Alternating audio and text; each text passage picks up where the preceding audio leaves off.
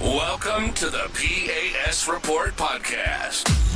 If you're tired of censorship, outraged by government abuses, and thirsty for real insights, then you're in the right place. Get ready, because here, the fight for freedom never ends. Here's your host, Professor Nick Giordano.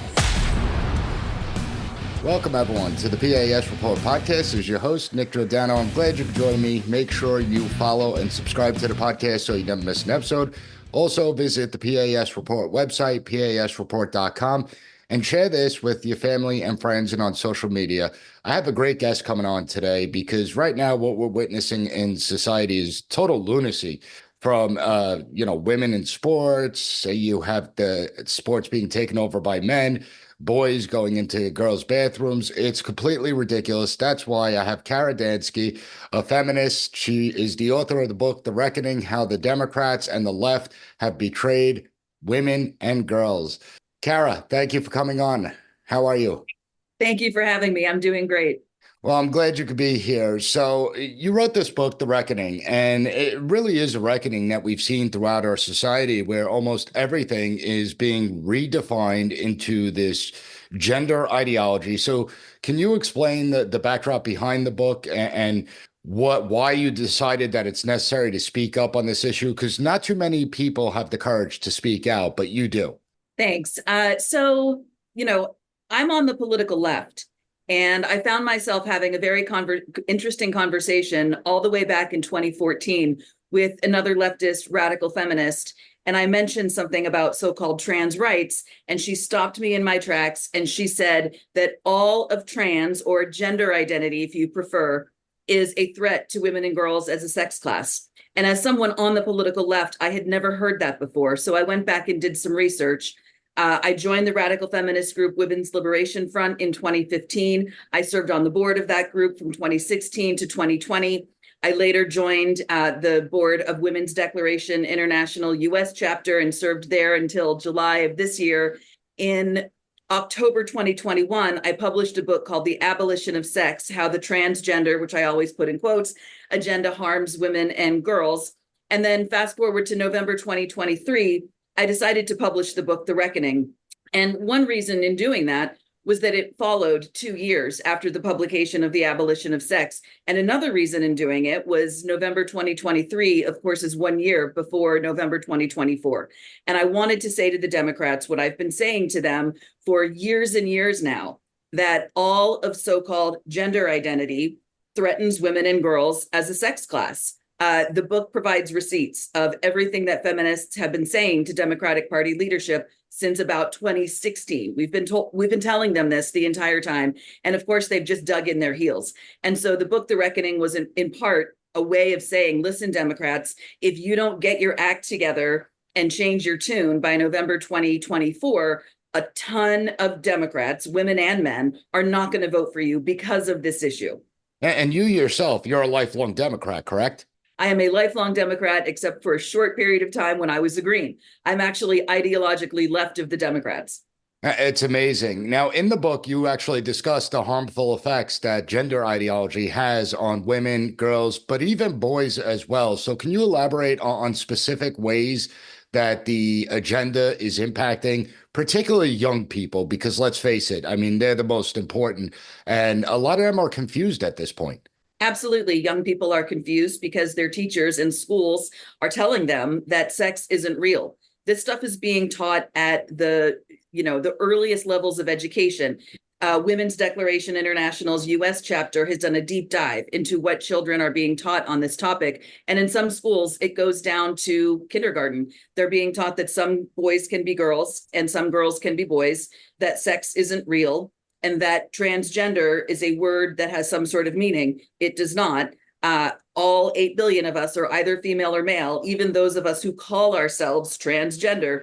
It does not describe a coherent category of people. I really think that leaders in both parties, frankly, have been using that word as though it describes a coherent category of people, and it doesn't. But children are being taught this all over the country. It's also very harmful because when children are being taught this, if a kid wants to play with toys that are traditionally associated with the opposite sex, often the teachers and school administrators will jump in and say, well, the kid actually is the opposite sex. We'll start referring to the kid using opposite sex pronouns, may start referring to the kid using a different name without parental knowledge. And once you put a kid down that pathway, there is every danger that that kid, upon approaching puberty, will have their puberty blocked with incredibly harmful hormones. They're called puberty blockers. And once you go down that road, the kid most inevitably will ultimately be put on opposite sex hormones and possibly eventually have surgery. I know people don't really want to believe that this is happening, but I promise it is happening. Recent reports suggest that literally thousands of teenage girls have had their healthy breasts removed in order to, quote, affirm their gender and not for any medically necessary reason. So this is really dangerous for kids.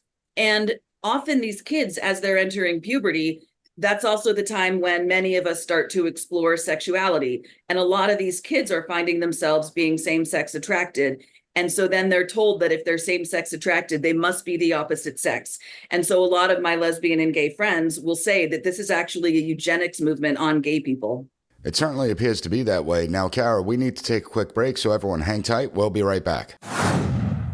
Are you prepared for the unexpected? As a former emergency manager, being prepared is not a choice, it's a necessity, and that's where the Wellness Company comes in. Imagine having the peace of mind that you're equipped to handle any medical crisis, from tick bites to the latest pandemic. The Wellness Company's medical emergency kit is your lifeline, packed with essential medications like ivermectin, emergency antibiotics, antivirals, and more. This kit is your ultimate preparedness solution. The Wellness Company's team of renowned medical professionals, including Dr. Peter McCullough, Dr. James Thorpe, Dr. Harvey Risch, Dr. Drew Pinsky, and more.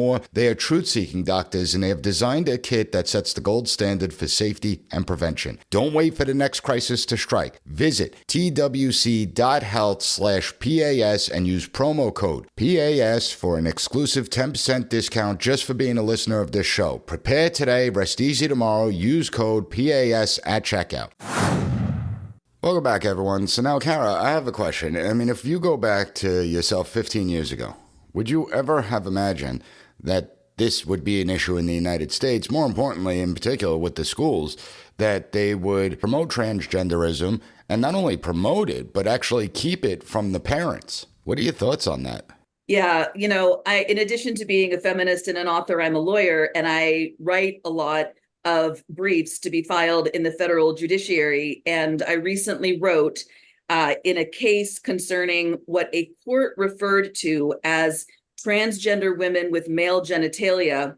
I wrote the words, "It is truly a testament as to where we are as a society today that it must be said in the context of federal civil rights litigation that women don't have penises." That's literally where we are. And so, no, if you had taken me back 15 years and told me that I would one day be using my law degree to explain to the United States federal judiciary that women don't have penises, I would not have believed you. Yeah, it's insane, right? I have to sign off on my child going on a school field trip, but if he wants to change his gender, the school doesn't inform me. Completely ridiculous. Now, you describe yourself as a radical feminist. I mean, this is a movement that you're part of. And how do you reconcile your feminist ideals with the current state of feminist organizations that many of them are supporting this idea of the trans ideology and the trans movement? It's awful. The National Organization for Women, the National Center for Women's Rights, the National Center for Lesbian Rights, the Women's March, Planned Parenthood have all completely sold out women and girls at the altar of so-called gender identity. It's only leftist radical feminists who are actually standing up for women and girls as a sex class. And I'd like to just say quickly, a lot of people will say on X, formerly Twitter, where are the feminists? And in some ways, that is a completely reasonable question, because if you look at mainstream feminist organizations, such as the ones I named, they've just completely sold us out. However, those of us who are radical feminists who have been fighting this doggedly for a decade and sometimes more become very frustrated with that question, because we're out here. A woman named Janice Raymond wrote a book in 1979 called The Transsexual Empire. Janice Raymond is a radical feminist lesbian, and in The Transsexual Empire, she warned us in 1979 of everything that was going to happen. She republished it in 1994 with an introduction that raised her radical feminist criticism of the word transgender in the introduction. So feminists have been talking about this for a long time. We just don't get any mainstream media attention. And why do you think that is? Because I think that most legacy media outlets do not want Americans across the political spectrum to know that there are leftist Democrats who are completely fed up with Democratic Party leadership for what they're doing here. Well, and let's be honest, it goes beyond just the whole men and women sports and the bathroom. It also goes down to financial incentives. So take Title IX, for instance. The Biden administration made a change where men that quote unquote identify as women can apply for female only scholarships. So this has much bigger implications than a lot of people make it out to be, correct? Absolutely. There's a ton of money behind this. Some names that it would be good to have at the tip of your fingers include Tim Gill of the Gill Foundation, which is based in Colorado. Rolling Stone has called Tim Gill a mega donor of the Democratic Party. And Pride 2023 at the White House was funded by Tim Gill and by his foundation, which I only know from having read the remarks given by President Biden and Jill Biden during Pride 2023. The whole thing was funded by Tim Gill. Another name to know is John Stryker, who founded the Arcus Foundation. Both organizations will say that they are championing so-called LGBTQ movements, but they're not. If you look carefully at what they fund, they're not funding gay rights advocacy. They're funding movements to protect so-called trans and queer. But they don't do any actual gay rights advocacy. But the Democratic leadership wants you to think that, that this is just an extension of gay rights advocacy, but it's not. Yeah, and that's a great point, because I hear from people all the time, including gay people, where they're like, they don't want to be lumped into this group because obviously trans ideology is much different than someone being a homosexual. And so do you think it diminishes the gay rights activists that are out there that promote homosexuality? Do you think it diminishes their voices when they're lumped in with trans? And what kind of impact does that have? Absolutely. And, I just want to say, whatever anyone thinks about the protection of same-sex attraction in the law, even if you're against same-sex marriage, that's fine. I don't want to argue about that. You have to understand, everyone has to understand that in order for lesbians and gay men to be protected according to sexual orientation, we have to acknowledge that the material reality of sex exists. The gay men and lesbians I know who were active in the fight to prevent HIV and the gay rights advocacy movement are absolutely furious because the backlash is going to be swift and strong. They're sounding the alarm and saying, look, the conservative pushback against our movement in the 1980s and 90s was that this is a slippery slope that's going to lead toward harming children. And unfortunately, that is exactly what appears to have happened. If you look at the media, and if you think that what's going on today is an extension of gay rights, then you could easily think exactly that was a slippery slope that led to harming children, but it's not. And so the gay men and lesbians I know are pushing back really hard on the concepts of trans or queer. And by the way, queer used to be a slur. It used to be a slur against gay men and lesbians. And now, for some reason, the so-called progressive left, which is anything but, seems to have brought it back, thinking it's just fine. And it's not. Yeah, well, we're living through bizarre times, that's for sure, where everything is constantly being redefined. However, one thing I find really interesting is that you're actually seeing a lot of people who did actually go through with the transition process now begin to detransition, and they're speaking out. The medical establishment, what damage have they caused to an entire generation of Americans? Incalculable. This is ultimately going to be known as the biggest medical scandal of most of our lives. European countries are severely restricting the provision of puberty blockers and wrong sex hormones and surgeries on minors. Meanwhile, America continues apace to just go ahead and do it. The medical establishment has been completely captured. The American Academy of Pediatrics, the Endocrine Society, and by extension, the American Medical Association is all completely captured by the idea that it's possible to have a trans child. Now, I don't grant that the phrase transgender is a coherent category of people at all. But even if one accepts the idea that a person can transgender themselves, which I don't, but even if one accepts that, There can be no question that there is no such thing as a transgender child. And you're absolutely right.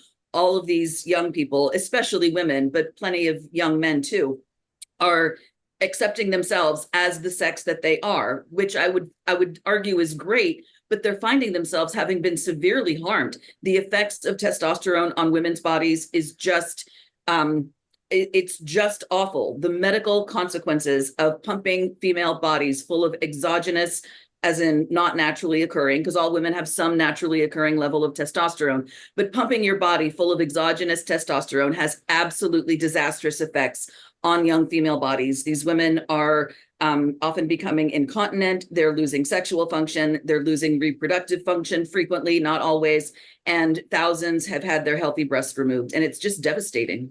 Yeah, and it's basically a lie that, oh, well, hormonal therapy doesn't have any real long-term effects. It's not forever. Yes, it is forever. It does change the chemistry in the body, and it does certainly have an impact on the mindset. Now, when I was growing up, there was a thing called tomboys, right? Girls that hung out with boys, acted like boys. They liked to swing from trees and play in mud. And many of them just grow out of it. So if we went beyond this trans stage, I know it's almost incalculable, but how many of the kids today that identify as quote unquote trans, how many of them would actually grow out of that phase, but now will be unable to because of the hormonal therapy and gender reassignment surgeries?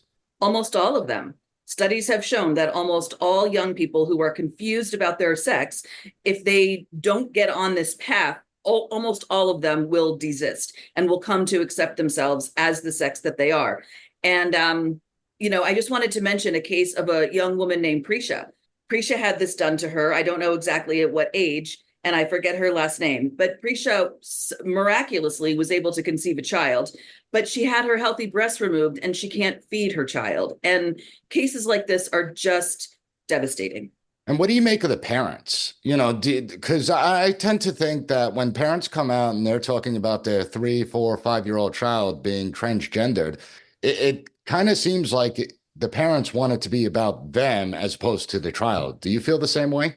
Yeah, I think there are different categories of parents when we talk about this. There are parents who were unquestionably manipulated and bullied by their children's mental and medical health providers. There's story after story of a medical or mental health provider telling a parent in front of their child that if the parent does not consent to puberty blockers, wrong sex hormones, and surgeries, that the child will commit suicide. That is unbelievably manipulative and utterly irresponsible of someone to say to a parent in front of the child. And those parents are absolutely devastated. There's another category of parents who are fighting like hell. I hope that's okay to say. They are fighting for their kids.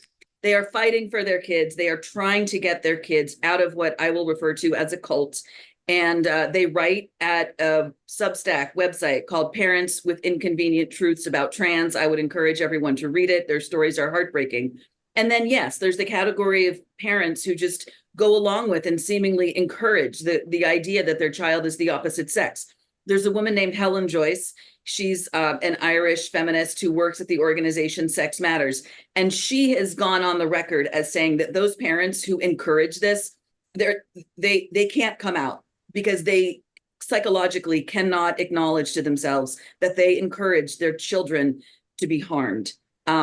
And so that's going to be one of the last holdouts, is the parents who actually went along with and encouraged this. It's scary out there. There's no doubt about that. And when you're telling parents that if they don't go through with this, that they're going to have a dead child, I mean, that to me is horrible. It reminds me of during the COVID epidemic when you had all these people, particularly Emperor Cuomo here in New York, screaming about how you don't want to be responsible for killing grandma and grandpa. I mean, that to me was just horrible that you instill that fear on a child, and yet that's exactly what they did. Now, Kara, we're going to take a quick break. When we get back, I want to ask you what the Democrats' response has been to you. So everyone, hang tight. We'll be right back. Welcome back, everyone. So, Kara, you lodged your complaints with Democrat officials. I want to know, what has the response been from Democrat officials to your complaints and your warnings? So Democrat officials ignore people like me all the time. I know rank and file Democrats all over this country, and it's so frustrating because they will write to their Democratic elected officials and say, I am a leftist, I am a Democrat, and I'm writing to you because I'm concerned about what gender identity is doing to women and girls as a sex class. And inevitably, what they'll get back is some boilerplate letter from their elected official that says, I support the quote LGBTQ community. And part of the reason that is so frustrating is that rank and file Democrats support gay rights. And we don't need to be told about the LGBTQ community. We know very well that lesbians and gay men are pushing back against this. So the typical response from Democratic elected officials is to completely ignore our concerns. That's the typical response. Every once in a while, if they bother to address our concerns, they'll refer to us as far right, which is just absolutely ludicrous. Well, I was actually going to ask you. So I'm sure you and I disagree on a lot of the issues, but we could have rational discussions about the issues and treat each other with respect and dignity. I mean, that's what adults are supposed to be doing. But do you find it interesting that the second you deviate from the Democrat Party narrative, that they're willing to label you as a right-wing extremist? Absolutely. And I've never seen anything like this topic to shut down discussion. I reflect often on the fact that I grew up in the 1980s. My parents were Democrats, and they had these friends who were diehard Republicans. And once a month on a Saturday, the other family would come to our house, or my parents would go to their house for a card game. They would have arguments. They would argue about Ronald Reagan. They would argue about trickle-down economics. They would argue about the Soviet Union, all the things we argued about in the 80s.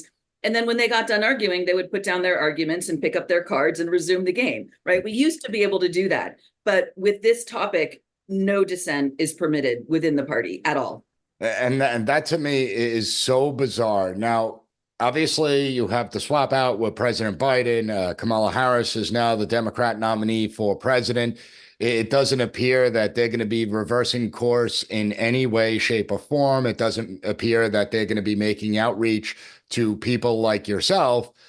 So what advice would you give to other people that, are democratically aligned, they're left on most of the issues? What advice would you give to those people? Please speak out. I understand that there are risks to speaking out. I understand that people risk losing their careers, especially if they work in the, so-called progressive nonprofit sector. I would argue there is nothing progressive about denying the material reality of sex. But people can lose their jobs if they work in any sector. I've heard of people losing their jobs at banks, certainly tech. But nonetheless, this is so important. And so if you are on the political left, find your voice and speak out. We've got to do this. I think you may know I published an open letter to Kamala Harris, recounting the fact that I have met her on several occasions, and I worked with her sister Maya on Hillary Clinton's 2016 campaign on criminal justice topics. I've laid out this entire case to Maya Harris and asked her to bring the message to her sister. That was all the way back in 2019. And the Democrats have just dug in their heels. And so part of my interest in publishing that open letter wasn't necessarily because I think that Kamala Harris is going to stand up on the stage at the DNC and say that a woman is an adult human female, although I would be thrilled if she did. I don't think she's going to do that. However, Martina Navratilova tweeted my open letter to Kamala Harris to her several 100,000 followers on Twitter or X. And so it's gotten a lot of eyes. And my hope with that open letter is to encourage Americans across the political spectrum to find their voice, stand up, and say what is true and what is real. Yeah, I mean, what's crazy to me is about 80% of the people, regardless of political party, are with you and I on this issue. And it amazes me how silent they are. Like, I can't find a single person that really believes that this is normal and that this should be encouraged. Do you think that what has horribly gone wrong in our society where 80% of the people feel one way and yet they're marginalized as if, they're lepers, they're radical extremists, potentially even domestic terrorists? I mean, again, you just have to go back to the money. People like Tim Gill, mega donor to the Democratic Party, our entire society has been captured by this idea. I'll say, including the federal judiciary, has been captured by the idea that trans is somehow real, even when, as you say, 80% of Americans across the political spectrum know that it's not. But yeah, it's hard to escape the money behind the movement to abolish sex, as I said in my first book. And obviously, I still believe that Kamala Harris is going to get the majority of the women's vote. But do you think that because of this issue, that her numbers may decline slightly because of it? So here's what I think about that. And I'm not trying to stoke any arguments or have any controversies, but what I think about that is that the Democrats have two things working for them right now in this presidential election. One of them is Dobbs, and the other one is the Republican nominee. If it weren't for those two issues, I think vast swaths of American Democrats, both women and men, would absolutely be voting Republican in this election. And because of this issue, and a lot of them will either stay home or vote for Kamala because of the Dobbs decision overturning Roe v. Wade and because of who the Republicans selected for their nominee. And I respect that opinion. Now, as a Democrat, as a lifelong Democrat, and someone that describes themselves as a radical feminist, if you could give the Trump campaign advice on how to reach maybe some of these women, what would you tell them? So I'm not particularly interested in giving the Trump any advice about anything. But, I'm interested in giving the Democrats advice. And so my advice to the Democrats is stop letting people like Senator Ted Cruz be the voice of reason on this. I don't know if you followed, President Biden had a judicial nominee. She's a judge on a magistrate court, and he nominated her to be a judge on a federal district court. And this woman had authorized a convicted male rapist to be housed in a federal women's prison. And Senator Ted Cruz grilled her about that during the confirmation hearing. And those of us radical feminist leftists were cheering on Senator Ted Cruz. Stop it, Democrats. Stop letting Senator Ted Cruz be the voice of reason on this. And I'm very happy to say that a single Democrat on the Senate Judiciary Committee, Jon Ossoff of Georgia, voted with Ted Cruz to block that nomination. As far as I'm aware, that is the only time a Democratic member of the United States Congress has done something sane on this issue. But I will say very briefly, there is a small handful of state Democrats who have voted to protect women's sex-based rights and to protect children. Not enough Democrats, but a small handful of Democrats at the state level have done it. And I'm grateful to them. And I'm grateful to Jon Ossoff for crossing the aisle and voting with Senator Ted Cruz to block the nomination of a judge who thinks it's perfectly fine to house a convicted child rapist in a women's prison. Yeah, again, when you have two senators that are completely opposite sides of the political spectrum, it is nice to see that bipartisanship, especially in an issue that's this important, because to me, this issue certainly transcends Republican politics and Democrat politics. It's about women, it's about girls, it's about boys, it's about children, and it shouldn't be a political issue. Like, let's be honest here. We shouldn't have to sit here and even discuss this issue because it shouldn't be at the forefront. But yet here it is. Do you have any final thoughts? Well, I would love it if your listeners would follow me on Twitter at K Dansky, on my Substack, karadansky.substack.com. I do my best to really parse through a lot of the legal developments that are happening in this country. Really great news out of the Supreme Court last week, upholding some injunctions that block the Biden administration's Title IX rule changes from taking effect. I'm very happy to see some of the good news coming out of the federal district courts, appellate courts, and now the Supreme Court that suggests that sanity may finally be prevailing in the federal judiciary. Well, let's hope so. And we'll have links up to your Twitter feed, your X feed, and Substack on the website, PASreport.com. Also, everyone needs to check out The Reckoning, How the Democrats and the Left Betrayed Women and Girls. Kara, thank you so much for coming on. I really enjoyed the conversation. Thanks, me too. Thank you for listening to the P.A.S. Report. Don't forget to rate, share, and hit that subscribe button. That way you'll never miss an episode. For more exclusive content and updates, visit us at PASreport.com and follow Professor Giordano on all social media platforms at P.A.S. Report.